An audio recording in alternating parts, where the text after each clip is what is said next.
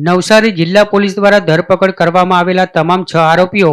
જિલ્લામાં organise crime syndicate ચલાવતા હતા, જેઓ ધાકધમકી, જમીન કબજા, અપહરણ અને હત્યાનો પ્રયાસ સહિતના ગંભીર ગુનાઓમાં સંડોવાયેલા હતા અને નવસારી જિલ્લાના ગણદેવી તાલુકાના બિલીમોરા શહેરની ત્રીસરી ગલી વિસ્તારમાં સક્રિય હતા, જેમની ધરપકડ કરી પોલીસે આ ગુનાહિત ટોળકી સામે ગુસ્સી ટોક એક્ટ હેઠળ મોટી કાર્યવાહી કરી છે. ધરપકડ કરાયેલા આરોપીઓ અમીન અનવર શેખ, રોનક છોટાલાલ કોળી પટેલ, કેવિન નાનુભાઈ કોળી પટેલ, મનોજ ઉર્ફે